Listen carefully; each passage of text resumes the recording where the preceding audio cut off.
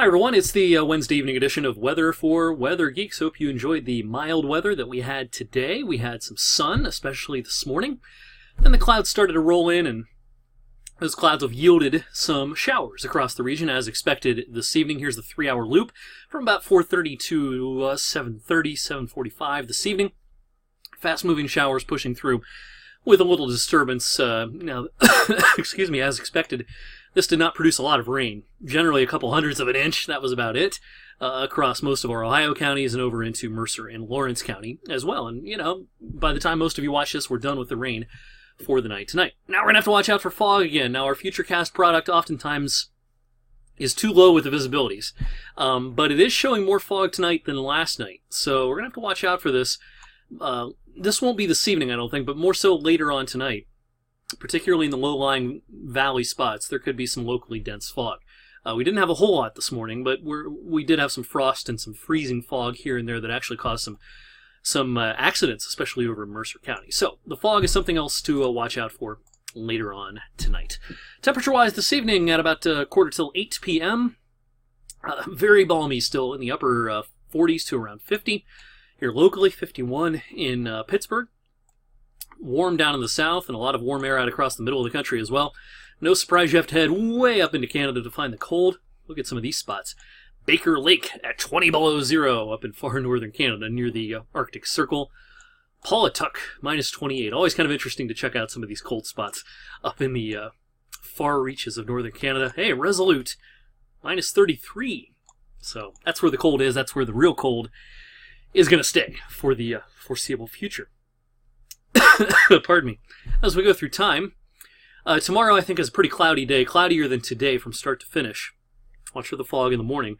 Despite the clouds, though, we have no trouble getting back into the mid-50s tomorrow. This air mass is able to overcome the clouds and the low December sun angle to produce these warm temperatures. I think Friday is very similar. This front comes through with no effects whatsoever Thursday night. You won't even know it was here. In fact, it'll, pardon me, kind of peter out during the day Friday. Now Friday we might have some intervals of sun, but I think it's overall still mostly cloudy on Friday. But I'll tell you, the record high Friday's in the lower 60s. I don't think we break it, but we're going to make a run at it. Upper 50s to around 60 on Friday. And then this next warm front, this is what has the really warm air behind it. A real taste of spring or early fall, take your pick. Now this front will bring us just a dead overcast on Saturday. It's going to be a slate gray day, but you step outside Saturday, it's going to be remarkably warm. Probably get into the lower 60s. And I do think if you want to get outdoors on Saturday, you're going to have to watch out for some raindrops. Futurecast isn't showing much here, and I never think the rain will be heavy Saturday, but there can be some late rain or drizzle at just about any point as we kick off the weekend. Pardon me. All right, the records Friday through Monday are all within reach, and some will be broken, especially on Sunday. Friday's record 61, Saturday's record 60. Our forecast is 62, and we've taken Sunday up to 67 now, obliterating the record of 60. And Monday, even though temperatures may fall later in the afternoon, before that fall begins, we might be near the record of 62 during the midday and perhaps early afternoon on Monday. Well, speaking of Monday, that's our next really unsettled day. Pardon me. As though we take a look at the models, they've come into better agreement, that's for sure. The rain's going to hold off until Sunday night and maybe even into Monday morning, so Sunday's a nice day with those record temperatures. Monday's a soggy one, and notice the isobars are really packed together. I think this is a windy day. I'm going to talk about the wind a little more in just a second. And on Monday, you know, this strong cold front may even spark a thunderstorm in a couple of spots. Here's the GFS model, and here is the European model. Notice again, they're pretty similar at this point. European's still a little slower, and that slower idea would yield a higher chance, I think, of some scattered thunder maybe on Monday. This will roll through, and Tuesday morning we could have some residual moisture, maybe a flurry or a sprinkle early in the day on Tuesday. And as we go towards the middle of next week, pardon me, still dealing with this cough. By Wednesday, our next system's out across the upper Midwest, dragging in warm air again. We might break into the 50s again during the middle of next week. There's just not much cold air coming in the next several days. All right, the wind. Let's back things up to Monday here.